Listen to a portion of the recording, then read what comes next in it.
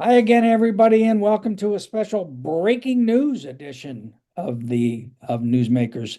I'm Jerry Roberts. It is Sunday, December 14th, and as you're watching this, the Santa Barbara News Press is preparing to announce that they have hired their first editor since relaunching their news gathering operation, and the pick is our friend, colleague, and longtime Newsmakers TV panelist, Josh Molina. Josh, congratulations. Welcome to this special edition. Thank Uh, you. I appreciate you agreeing to speak with us for your first interview about this. And just to level set, as everybody knows, the Santa Barbara News Press has been continuously or was continuously published in one form or another in the town since 1868. There's a full history of this available on the News Press website. I'll link to it in the show notes. But basically, in 2023, the billionaire owner of the paper declared bankruptcy. And at that time, our friend Ben Romo, a local consultant, corporate and political consultant, and his clients, the Yardy brothers, acquired the domain name and the digital assets, which they donated to Arizona State University's Cronkite School of Journalism, which has a spinoff called Newswell, which is a nonprofit which is trying to promote local news operations around the nation, including here in Santa Barbara now. So that brings us to today. And Josh, I got to say, this is a coup for this sort of plucky startup operation. What is the new news press, and what's your role going to be in it? Well, thank you, Jerry. First, I want to just thank you for everything. I put on the nice clothes for you, so I appreciate you acknowledging the moment. I'm super excited and ecstatic to be in this role. It is a coming home for me, as you know. It's where I started, and we worked together for so many years, and it ended abruptly, and everybody's life has been so different since then.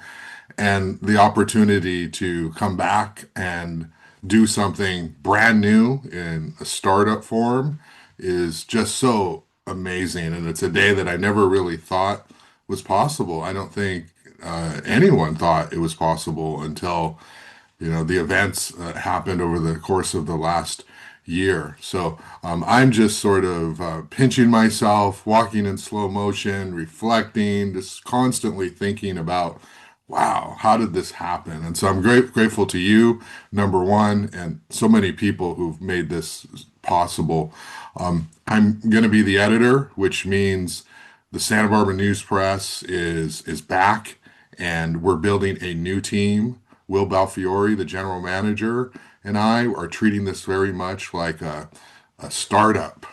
We're going to try to do great, in-depth, investigative journalism. We're also going to do daily journalism. We're going to create something in this town that we hope people are excited about and enthusiastic about. Now, we have this storied history of the news press, the Santa Barbara News Press being back, and it had, it wasn't up for 3 years, but now it's coming back, and this is the one of the greatest newspapers in America. It's always been that way for so long. So we have all that history, that nostalgia, the revival of the archives, the history of this town, which as of now doesn't live on Google. So a lot of people don't know about it.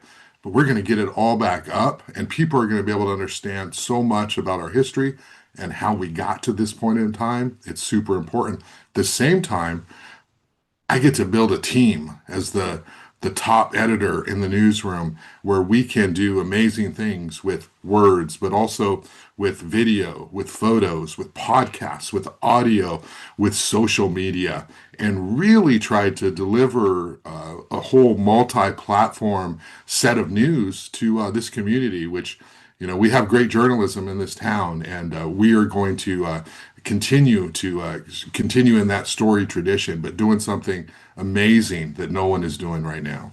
Yeah, well, I got to ask you. I mean, uh, you've certainly paid your dues, I have to say, and a quarter century or more in the business, and at a time when the business has been disrupted and been difficult, and you've been able to navigate those waters, those very choppy waters throughout, and stayed with it. But you've been, I think, at Newshawk for a decade or so. You're very well established there.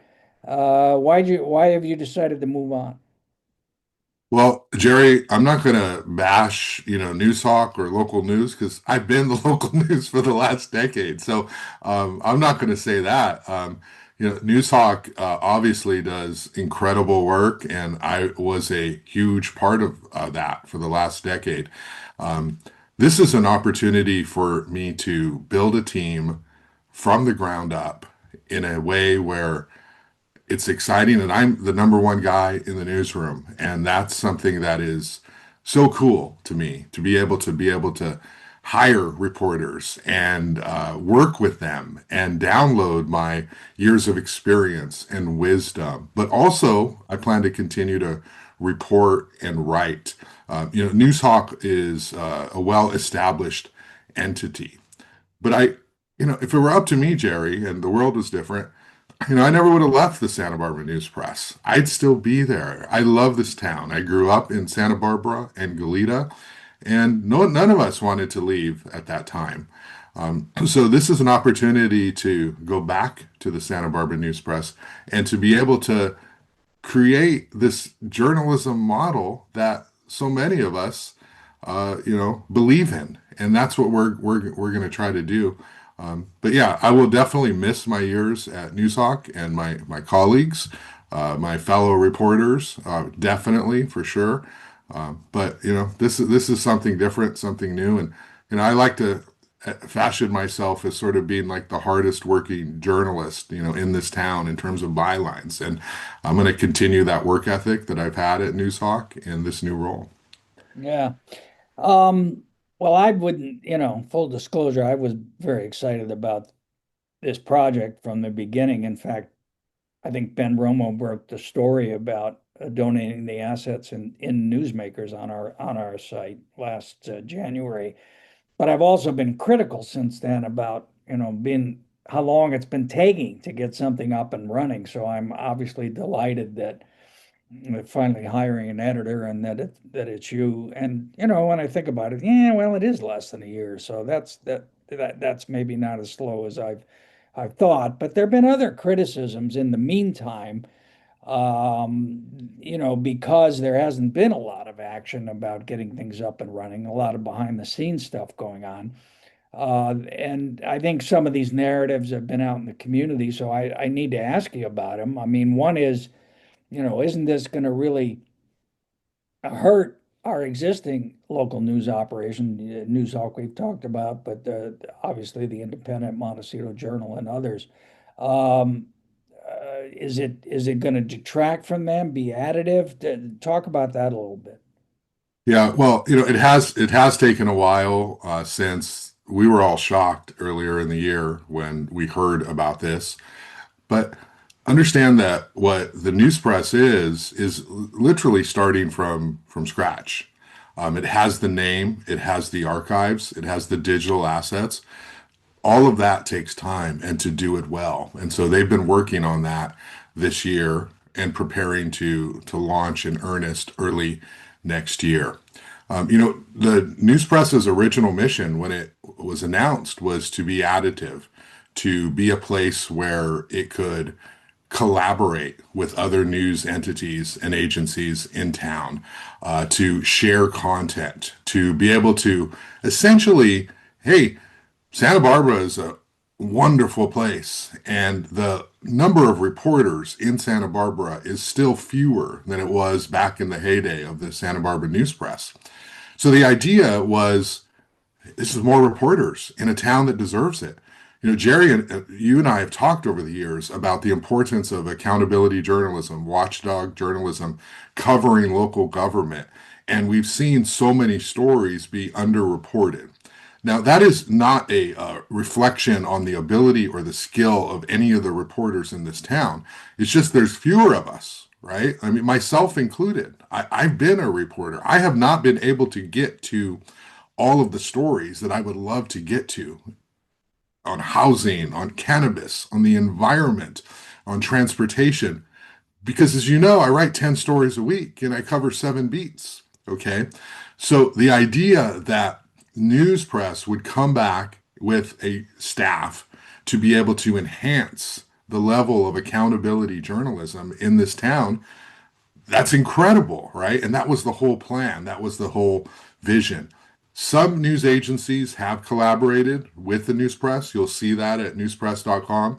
Some news agencies and the sharing of content. As you know, Jerry, it has not been incredibly well received by every news agency in town. So that is a work in progress, or it's not going to happen. We don't know, right? It's the ball's in everyone else's court if they want to sort of participate in that way. And I think it's normal, right? You do something, somebody else comes and they want to do something, and there's a lot of fear, there's a lot of concern. How does that impact? And that's normal, right? That's business, that's life. The news press is here, however, to basically provide coverage that we're not getting in this community, in-depth, investigative, of more of a focus on social media, multimedia, video, podcasts, audio. It's going to take time to build that, right? I'm the first newsroom hire. We're going to build a staff. We're going to hire reporters, and we're going to make this work. And Will Balfiore and I have this attitude of, it's very much a startup. We're working on this together. We're going to see what works, what doesn't work. We're going to keep evolving, and we're going to make something that fits within the community. I read The Independent every day. I read News Talk. I read the other outlets in town. There's room for all of us to do great work because there's so much news in Santa Barbara that the public needs to know about. And so this is basically an ability to offer more coverage. I'm not going to say the word better. I'm not going to say that. I'm going to say it's going to be enhanced coverage. It's additional. If we looked at it, Jerry, as put the News Hawk reporters, the independent reporters, the news press reporters, the journal, everyone in town, and we could add them all up, we still don't have the number of reporters we No, had before 2006 no, at the news no. press. By way of So context, when the so-called meltdown, and for those of you who missed what I'm talking about, I'll put a link in the show notes to the documentary about that. But we had 65 people in the newsroom. This is as of 2006 when I left as the editor. And more than half of them were involved in actively news gathering as reporters and editors. So I think if you add it all up of the three major outlets we have now, the Independent, News Hawk, and Montecito Journal, I would put in there, we'd probably have maybe 20. I don't know, maybe. So half, maybe. So yeah, the numbers, I agree, and that's an argument that I've found kind of. if you're somebody in Santa Barbara County who loves journalism, who misses the days of more in-depth daily coverage, expansive coverage, you should be cheering this. This is more reporters, and we never thought this was going to happen. When the news press, when the meltdown happened, and then the subsequent years where the quality significantly diminished, everybody in town was like, remember the days. Remember when we had this vibrant newsroom. Remember the news press. You have it back. And yes, it's not what it was, but it's growing and it's new and it's fresh and it's going to get there. We should be excited about that. Yeah, yeah. And then the other negative line that's been out there. Oh, and we're getting a little in the weeds on local news here, but it's just like Mission and State, which was an ill-fated nonprofit operation in the mid-teens, and that they hired this editor from LA and stuff, and so I think one of the lines, oh, this is just going to be another bunch of carpetbaggers, these people from Arizona, but I think it's it's hard to make that argument with you and Will. I think Will was the valedictorian of his class at Santa Barbara High School in 2015, and you uh, uh, went to DP, obviously grew up here. Let's talk a little bit about your background for those, because you are going to be the face now of, or one of the faces of this major new operation. Let's talk about your background. So you were born and raised in Goleta, correct? Yeah, so I was born at Goleta Valley Hospital before it was a cottage hospital, and I was born there. I lived in my first house was on Daly Street in Goleta. I lived with my grandparents. I mentioned that because that house has since been demolished, and now on that side is a cannabis dispensary in Old Town Goleta. My parents, Jerry, I don't like to really talk too much about my upbringing, personal life. I have a little bit in flashes on my podcast, but um, about as poor as you can grow up in Goleta and Santa Barbara, I grew up in. My parents moved around. We lived in a different apartment or house every year, renting. I went to five different elementary schools. I grew up in places that were so cheap in terms of rent. They were in industrial areas. So that's why I lived like on Daly Street, which is surrounded by, sort of mechanical auto body shops. I lived on Placencia Street, which is right over there by the airport, and various houses all over sort of Goleta, the east side, the west side as well. Um, and so I just only mention that is like we live in this professional world, Jerry, but at my core, this is like such a big moment for me because I my mom passed away. Uh, she's never going to see this moment. My dad is still alive, but like the idea of being the editor of the news press is just like the greatest feeling. And I never thought that. I mean, as a kid, I didn't know what I was going to become. Maybe I was just going to be like a maintenance man, like my dad or something, and that would have been fine. But it's just such a big moment for me. I'm so proud, about as proud as, I let myself be. I know there's a lot of work, but you know, considering what I've overcome, and I'm not going to get into all the childhood stuff. This is a big deal for me. Nobody really believed in me. There's a few people in my life who believed in me. Patricia Stark at Santa Barbara City College, you, Jerry Roberts, a couple of others that kind of saw things in me and elevated me and had high standards for me. But so I grew up in Goleta. I went to five different elementary schools: Goleta Valley, Dos Pueblos, Santa Barbara City College. I was in ROTC in high school. I was thinking like I'm just going to join the military. JROTC. I did the parades. I shot the guns at the shooting range. I put on the uniform. That whole thing, right? I was like, this is probably a good thing for me. But I just, I decided not to do that. I So knew how'd you get to journalism? I took a class at City College. I was actually, when I went to City College, I was going to be an accounting major. And, I'd taken some classes, keyboarding, Would accounting, have made more money, pal. would have definitely. We would not be sitting here right now. But Shout out Randy Alcorn. Yeah, go ahead.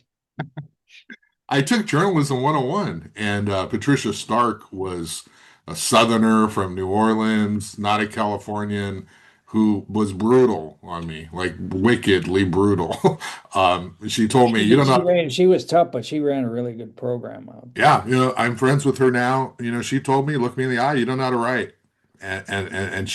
But she didn't give up there. She worked with me to help me to write. The first thing she told me was, "You need to read more. You can't be a great writer if you don't read. I don't care what, but you need to read more." And I had always read newspapers up until that point. She's like, "You need to read books, novels, magazines, various forms of literature, and you need to get that voice." And so yeah, I took journalism and I became eventually the managing editor there. I stayed there like 3 years and it was so fun. It was just like the greatest thing. And I just, once I got into So you were journalism, the managing editor of the channels. the channels, yeah, I was never the Well, editor. you've had executive experience before. Yeah, but once I got that bug for journalism, I never wanted to do anything else. Like no other class, nothing was of interest to me. There's something special about taking, creating something out of nothing, talking to some people, some research, some observation, curiosity, letting your instincts drive you, and then reporting that, writing that out, and then people reacting to it and making change and talking about it. That's a high, a natural high, if you will, that is, you just can't get that anywhere else. And it feels so good because you feel, especially for someone like me, you feel like you're valuable. You feel like you're important, like you matter. And Well, and you're doing it in the community where you grew up. exactly. And so, yeah, I'm very familiar with every sort of nook and cranny of, the South Coast and to some degree the North County. I got all my family that is still with us got pushed out by the high housing costs, and so they all moved to Lompoc, Santa Maria. So I've got a bunch of cousins and uncles and aunts, out there. So yeah, so that's what I did. I was editor of the Cal State University Northridge paper, the Daily Sundial, out there. So I did officially become That's a a really good editor. journalism program there as well. Yeah, that was great, and I got to come back there and teach there during the pandemic up until about a year ago as well. So that was great, and as we know, I teach at City College too. So how'd you catch on at the news press? So at the channels, I interned at the News Press. So a whole bunch of us interned. And this is when, Josh, mid 90s we're This talking is about? like 95, 96. Yeah. And so people like Tom Schultz, who we know, former colleague who was on the channels, he interned with me at the News Press. My friend Daniel Jimenez, who was the star of the channels back in the day, he interned at the News Press. So I basically was an intern. Jesse Chavaria, who was the city editor at the time, he took a liking to me and the whole, the new crop of reporters, and so that was cool. But I was working with these guys. I remember like walking into the news press and just being so intimidated by everyone around me. Like these people were wearing suits and they were important and they were at the time it was the New York Times newspaper, New York Times regional newspaper. These are like guys like Steve Ainsley and Alan Parsons. And I was like, oh my goodness, I can't believe I'm here. They had me covering all kinds of little small intern So type you of started on general assignment. general assignment as an intern. Yeah. And so it's good. I got a lot of mentoring. This is one of the reasons I'm like, I'm so appreciative of mentors and people who take time to help because it's not a lot of people, but uh, people like Ben Hellworth, who is a name from the news press, who helped me learn how to write. He edited my stuff, worked with me. Later, people like Scott Hadley, who helped me once I was actually hired on staff, who taught me, made me better in terms of investigative reporting and just poise and pursuing a story. And of course, you back in the day is so funny. I remember the first day you were hired. And we're all in the newsroom, and none of us knew who this guy was. Like we just knew we were getting a new editor who's coming in, and we all met in the newsroom there. And you gave your incredible dynamic speech about where we're headed, and you made a comment. Somebody asked you a question about like what areas would you want to improve upon in the coverage, and the only story you mentioned was you said we recently had a story about the living wage because there was a proposal to create a living wage in Santa Barbara. I mean, it didn't go far enough. We didn't dig deep into, what this impact means in terms of overall costs, consumer goods, of pricing, of the employment market. And that was my story that you referenced. And I was like, oh my goodness, I'm cooked. Like I'm dead here. Like Jerry's gonna fire me. He's like, he doesn't like our city hall coverage, but to testament to you, you were just like, we're here to make everyone better. And that was sort of your entire approach. So yeah, I worked at the news press and then 2000s, go ahead. You want to ask a question? I'll Yeah, stop. well, I would just keep the chronology straight. So that you mentioned in the New York Times, they sold the paper, I think it was in 2000 to Wendy McCaw, the billionaire philanthropist, and what? So that made a change in the paper. I came in 2002. So what was that difference to you in terms of just how local news was approached and stuff? Put to keep me out of it, and it just what was that change about? It's hard to keep you out of it, but um, I really appreciate everyone I've worked with. Jesse gave me my start. I'm always grateful to him. But there was more of a smarter focus transition into the importance of local news, after you were hired. You did this thing where you took the two sections. There was the A section and the B section. So the A was world news and a couple of local stories that were important to be on the front, and the B was the local section. And you put it together. So it was all the energy of the local community is going to be in one section. So that was a sort of a physical change that we saw. The local news is as important as the world news. In fact, it's the first thing that you're going to have in that section. Um, there was a lot of uh, scope that was added, a lot of breadth, and sort of we're going to look at every story now from a perspective of context, of impact, of why it matters. And we're going to do more explanatory journalism. And that was very important because Santa Barbara is the type of community in the county that wants that, deserves that, needs that. So we shifted into being able to explain the news in a way that is context. And that shift happened. And then, you being from the Chronicle, you've done that stuff before. You have those big eyes. You can see the forest through the trees and you know what's ahead.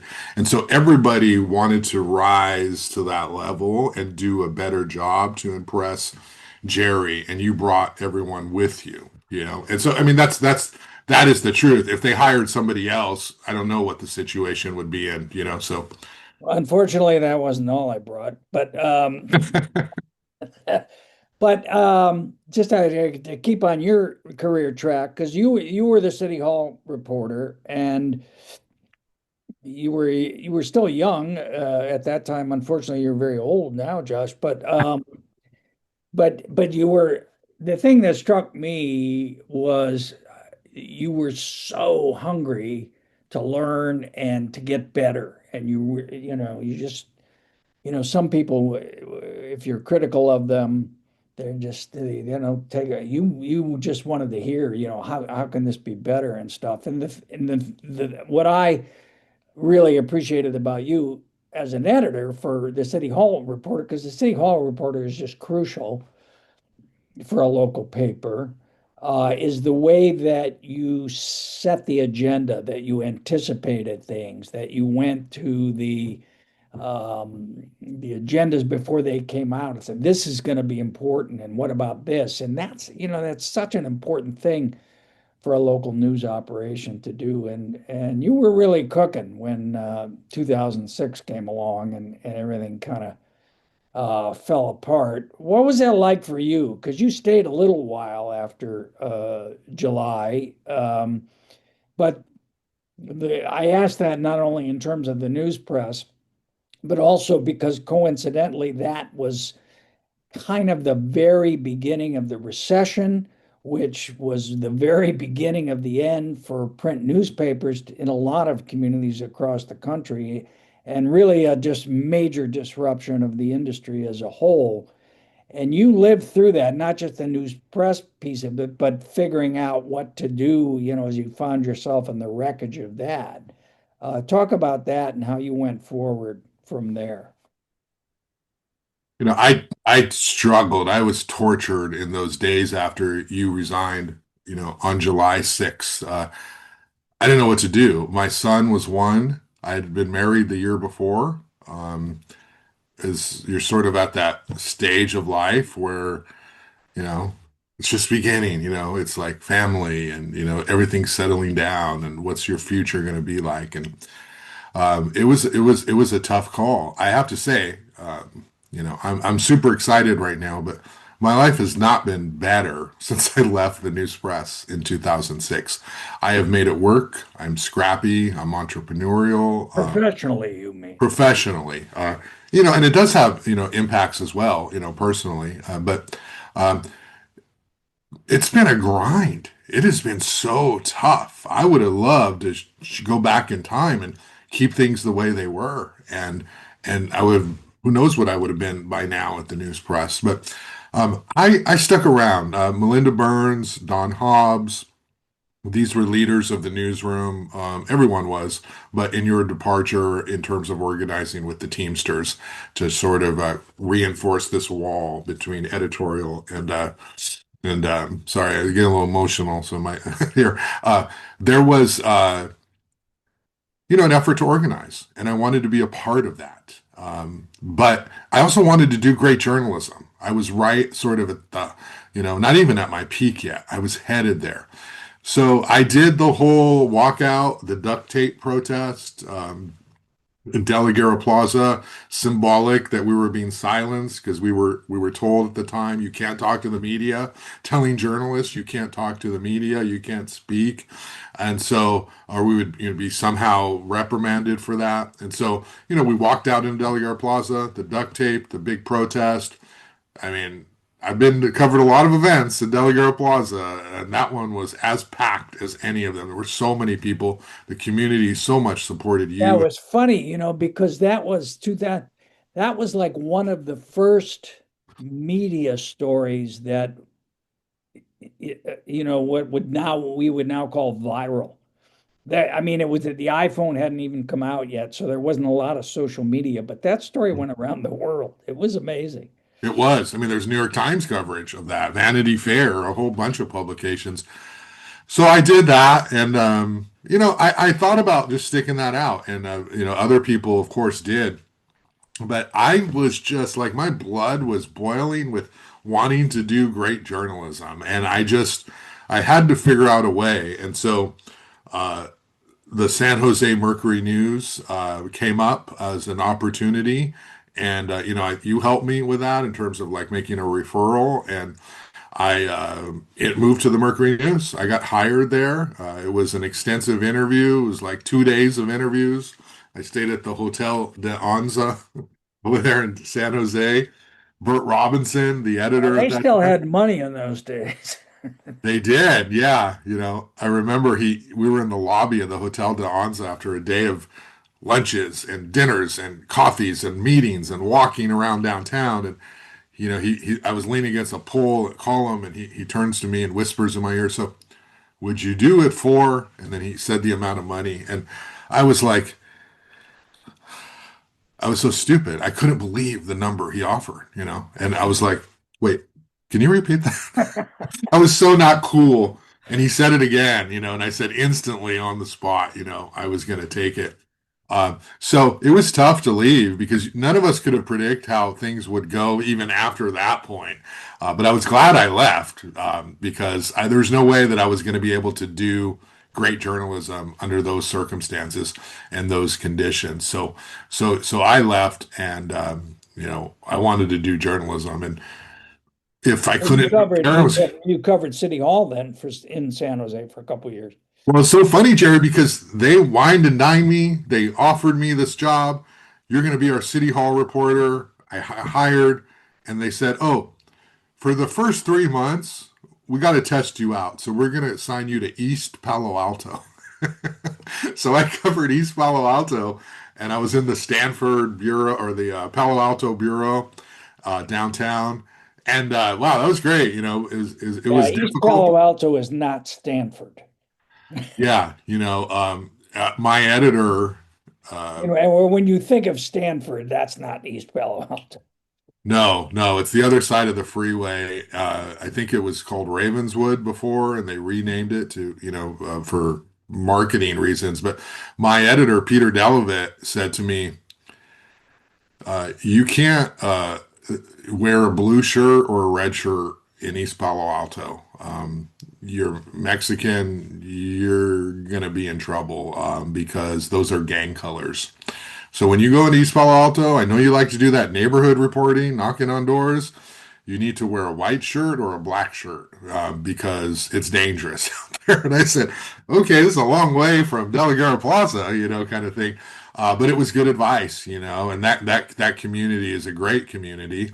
But it had gone through a transition there in terms of variety of law enforcement crime issues, and so I was assigned to that. So I was basically a community reporter for East Palo Alto, but then they moved me to San Jose City Hall, and I got to work in the bureau downtown.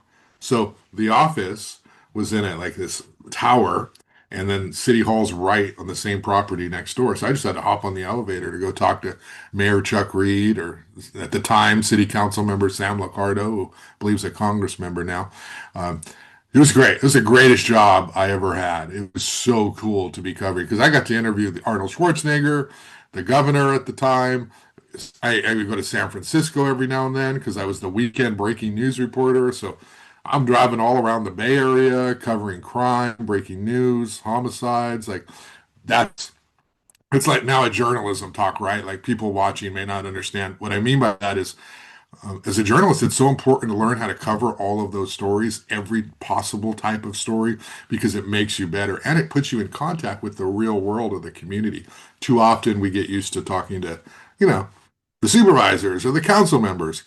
It's the people who drive the community that are the real stories. In San Francisco and the Bay Area, wow, that's incredible. So I had to put away my giant biases, my Dodger biases, and do the best work that I could.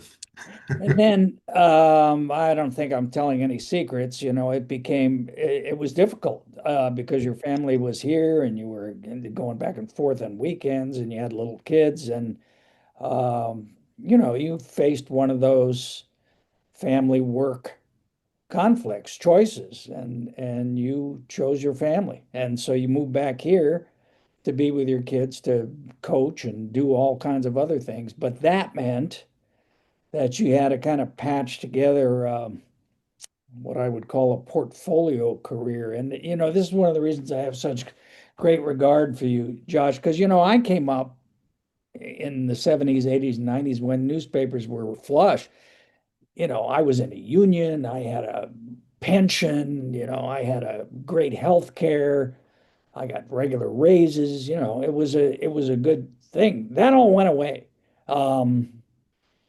With the collapse of the industry, with the rise of the internet, I mean, we could Craigslist there. I mean, there's a lot of that's a whole story about what happened to the economics. But what it meant was it became much harder to be a reporter. There weren't a lot of jobs like the one I was fortunate to have for such a long time.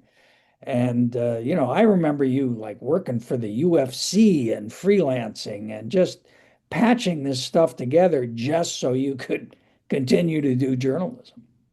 Yeah, well, San Jose was a hotbed for MMA and MMA, that was it. mixed martial arts, and there were events there. And I love sports. I love boxing, combat sports, everything. And the sports guys were like, "This is not a real sport," and they didn't cover it. And so I volunteered to cover it. And so yeah, I was doing that, and I got to interview some of the best MMA fighters, of that era, in the 2000s, late 2000s. But yeah, I came back and I didn't know what to do because when I left the news press in 2006, I was making $47,500 a year, and my salary essentially almost doubled at the Mercury News. But then you had all those other perks of being with a big company. So I'm like, how am I going to go back? My son's 3 now. What am I going to do? I have nowhere to work. I worked at the Hispanic Business Magazine, which a lot of ex-newspapers landed on. They paid well, but it's a magazine. It's B2B. It's trade. It's a different kind of model, and it's not in existence anymore. And I put together a lot of jobs. I worked at the Daily Sound for a little while. You remember that newspaper? The late lamented Daily Sound. Yeah, I think you were the editor there. You Yeah. worked for the Pacific Coast Business Times too for a while, did you not? Yeah, I worked at the Business Times. I did not like it. I quit after about 4.5 months. Apologies to Henry Duproff. But I'm a news guy. I love journalism and I love um, being able to tell the story as it needs to be told in a way where all people can get the truth and we're not trying to lean one way or the other. And sometimes, some of these specialty magazines, they're approaching it from a lot of different lenses, marketing, advertising, B2B type of style, So yeah, I worked with the Business Times. I worked at, a lot of freelance writing jobs. I can't even tell you, where, but just different. I worked at the Ventura County Star for a long time. I'd drive up to Ventura and cover City Hall, all kinds of different stories. So a wealth of things. Because You patched it together and you just kept going. And in the interest of full disclosure, it must be admitted that at one point you lost your mind and more than once, Jerry, went but go over ahead. to the dark side briefly, but quickly regained your sanity from working for a politician who shall not be named. But good for you for figuring that out quickly enough. Um, and then I also want to note that along the way, you also became an educator. You also became a teacher. And I think that's one of the qualifications that appeal to the people at Newswell is that you have worked with students. I mean, you have a lot of students working in the in news here now. Talk a little bit about that aspect of your career. Yeah. So in 2009, so I came back like early 2008. Patricia Stark called me, and I guess her adjunct part-time teacher, whoever it was, I don't know who it was, said, "Oh, I'm not going to be able to teach in the fall." And it was like July, it's like the semester starts in August. So Patricia called me. She heard I was back in town. I was her former student. She'd followed my career to some degree. And she said, "Do you want to teach part-time? Want to teach a class, a couple of classes it was at the time." And this is how much respect and fear I have for Patricia. Is like my initial reaction was, "No way, I can't do that. That's hard. Like I'm not a teacher." But I was too afraid to tell her no.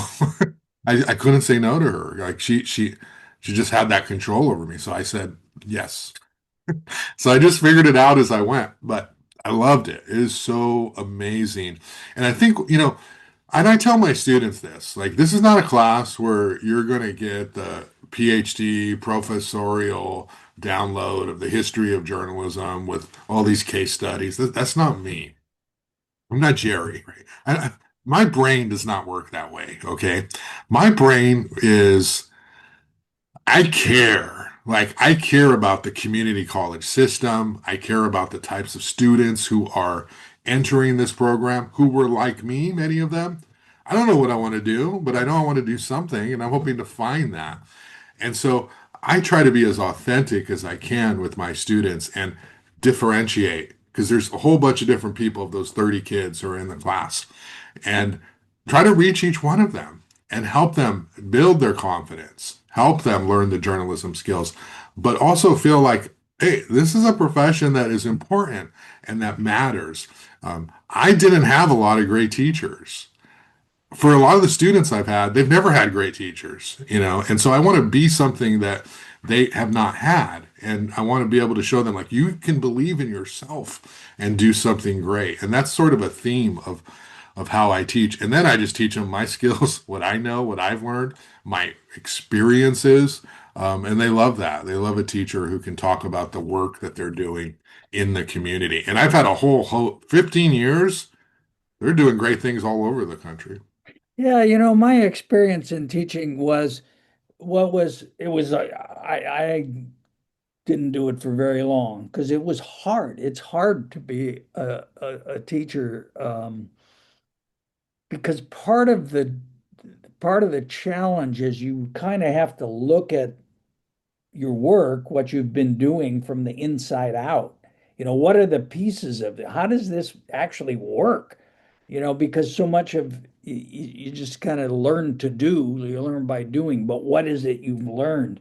And so deconstructing that, and a couple times I've spoke at your classes, I've been impressed with the way that you talk about here we are in the journalism weeds again, nut graphs and leads and transitions and those kinds of things that, you know, the show is called Newsmakers. And as you know, most of the time we talk about and feature elected officials or professors or thought leaders or other things. But the other piece of newsmakers is how do you make news? How do you actually produce this product, this content, as it's called now?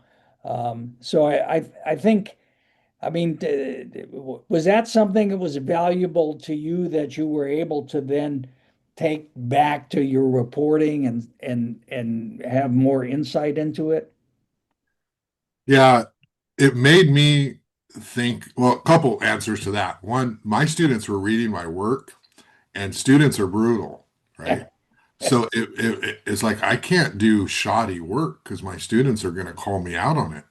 They're going to know you told us to do this, Josh. You told us to have three sources. How come you only have one, right? So it made me do as I say, right? So I had to do that. Uh, but also, yeah, it makes me think about every piece of the puzzle in the construction of the story because it is a little bit of the theory of teaching of journalism. Like this is why it matters. This is why it's important. Look at all these big stories that have happened over the years, nationally, and here's how you do it in a neighborhood and in a community. And so it made me think about that. It sharpened my skills. How do I put all of that together? And I got to say, it's great. There's still kids who want to be journalists. Of course, they find their news on social media, on their phones, and they have a different idea. I have one or two every semester who wants to be a city hall reporter, right? But most of them want to be sports reporters or they want to be telling journalism stories differently on social media. So my class teaches them how to report. It teaches them how to write because no matter what platform you have to do these things on, you have to have those skills. You have to be able to go talk to people and then you have to explain it clear-headed, logical order and write it. And so they really like that because they grew up with the technology but not necessarily how to create and how to do the work to fill that content hole. And so that's where it's like the perfect world. And of course, I learn from them too because they have thousands and thousands of followers on Instagram or TikTok and social media, and they're doing great work.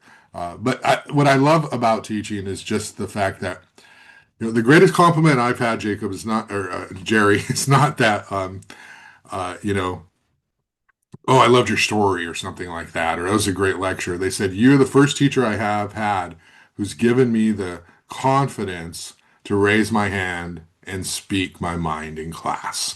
And to me, that's a win, that's a victory because it's about them believing in themselves and feeling like they're important and they matter. And as we know, many of them have become journalists, in this town and all over, not just in Santa Barbara, but everywhere.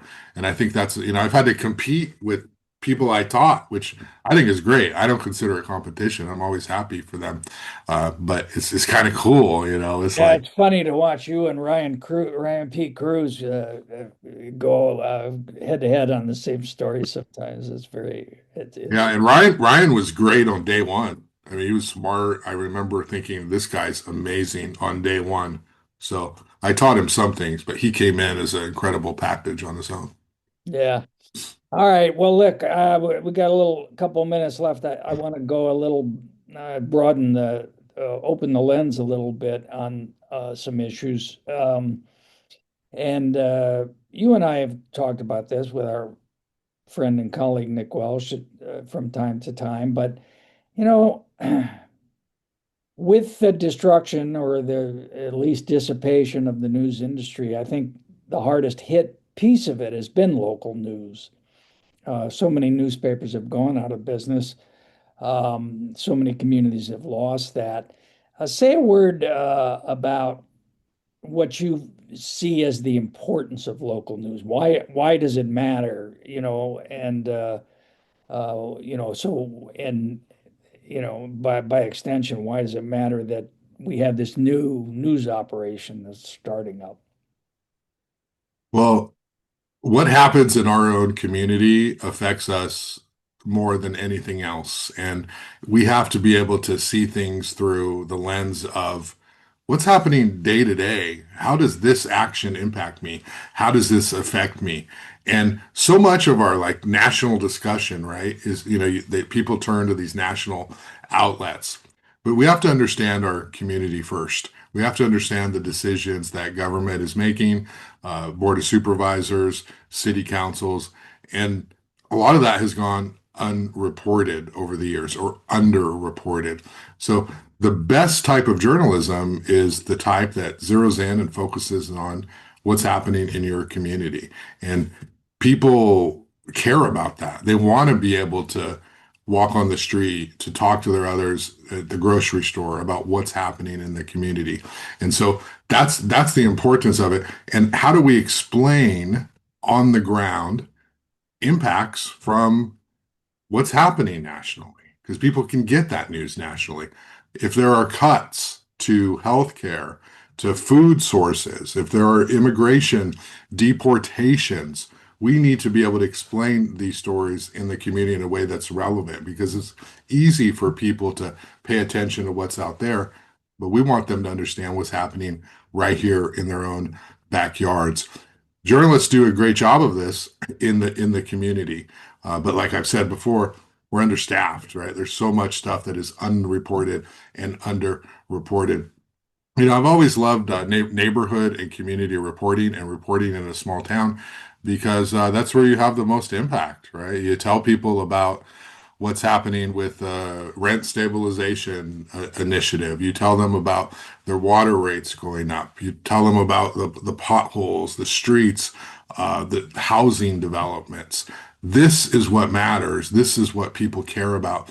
And we want people, a smarter, more informed local community is going to make better choices about how they live their lives. And ultimately, that's going to make us for a greater, stronger, county and region. Yeah. And as you say that, I'm thinking back to the before times at the news press, and we used to have a column ran on page 2 called Public Square.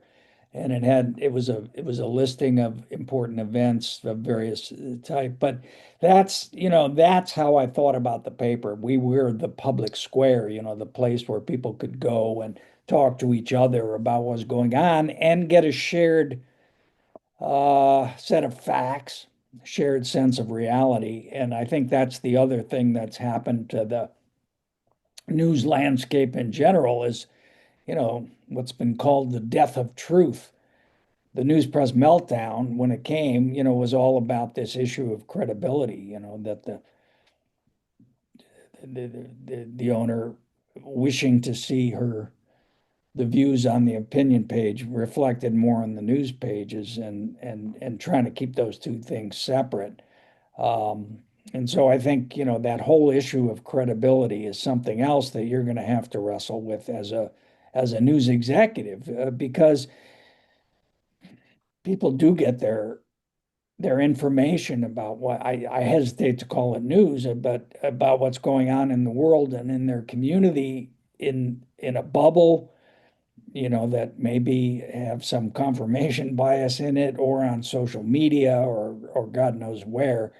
And so that's to me why it's so important that we have outfits like this and like Newshawk and the Independent. In a way, the meltdown of the news press sort of made news press Santa Barbara this little media petri dish where different experiments and different forms could come out, and I think that that this is the latest thing that's growing.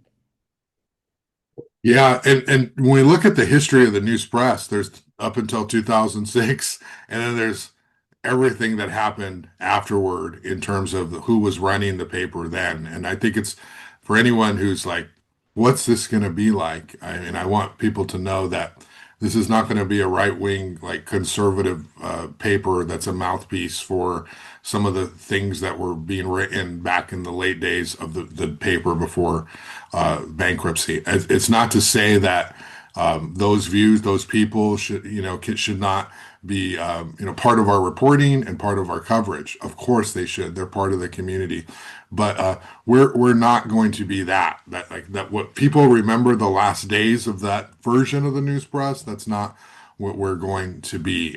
We want to provide information for everybody and for provide news that everybody can rely on, that is truth based. And it's no surprise, Jerry, that under this Trump administration, that there are so many people that are adversely impacted because of the decisions, and we're going to cover that and how that impacts us locally. And we're not going to be like neutral, right? Like deportations are happening and we're not going to cover them because we don't know why they're being arrested. Like we're going to cover them because people are being kidnapped from the community by masked assailants, and we don't really know why. They don't talk to us why, but we're going to explain that to the public because, as you have said many times, Jerry, that's not a right or a left issue. It's about, do we want democracy or not, right? This is about we're all should be afraid of government actions where there's no democracy to decide what people are going to do or how they're going to move. And so that's, we're going to cover all of that very deeply. So I just want people to know that, we're going to provide news for everybody, but what's happening in this country is a very serious situation. And we're going to report it both in depth, but also as it happens, because people need to know about it. And well, people turn a blind eye sometimes for some reason to what's going on in the community. And it's not just that, it's housing issues, right? It's development, it's the loss of the middle class. It's the loss of the Latino population with rising rents. It's State Street, it's the business community, it's Paseo Nuevo. We're going to be covering all of those and we're going to be providing that important coverage, but also taking sort of deeper dives as well. Yeah. Yeah, it's so interesting. We were talking a little before the show that if we lived in a vacuum, the local news, we do have policy differences. We have different, and I rant about them every week on the show. We do have differences about taxes, and we have differences about rent control, and we have differences about how traffic ought to be done, and how many electric bikes there are on State Street. And there are conservative or liberal, there's a range of opinion about those kinds of things. But then I think when you overlay what's going on nationally, the extent to which that is affecting us more and more all the time is a story in and of itself, and something that it's necessary to look out the other end of the telescope about sometimes. But you got your hands full, pal. Better you than me. That's all I can say. We look forward to your adventures at the Santa Barbara News Press, the new News Press, the staff that you're going to put together, the stories that you're going to do. For now, we're going to look for it online. I got what, newspress.com. Josh, is that still I guess it is, because that's Yeah. the Newspress.com, and I would encourage everybody to sign up for the newsletters. We're going to be more active with reaching out to people and having them sort of refind the news press. There's a lot of people who are very excited about it, but we want people to know that we're about to launch again and take a look at this content that we're going to create. I am going to be very busy initially, Jerry, and my work that we've Well, I seen. hope it's not gonna interfere with your obligation to appear on the show on Friday, Josh, because you're the massive salary that you're being paid for that should No, I always make that number one priority for the week, Jerry. But no, it's like the stuff I've been doing. We're just going to see it at newspress.com well, and I build a mean, team. that's the thing. We've seen this sort of succession of newsletters about how we're coming back and we're almost there, and here we go. And I dare say it won't be too long before you're going to be breaking stories over there. And as anybody who's familiar with your work and your record knows, there's going to be other people that are going to have to chase those stories. I mean, this is the most exciting journalistic enterprise in America right now. This is amazing. Like the idea that ASU and this Newswell nonprofit is bringing back the Santa Barbara News Press that is being run by local people, and we're going to hire local reporters. This is incredibly great for our community. It's exciting. We should all be enthusiastic. More great, solid journalism is coming to Santa Barbara County. There's no reason to not be so excited about this. And there's room for all of us, and we're going to do tremendous work. And I know Will, as the community gets to know Will better, sort of the public facing, man, he's a dynamo, and this thing is going to be incredibly successful. And we're excited to make that happen. All right. Well, that's a good place to leave it. Josh Molina, the new editor of the Santa Barbara News Press. How does that sound? Congratulations to you, Mazel Tov, and good luck to you in building this new enterprise. And we'll look forward to it, and we'll be talking much more about it, I'm sure. Thank you so much for talking with us today, and thank you all for watching. And we'll see you next time on Newsmakers. Thanks, Jerry.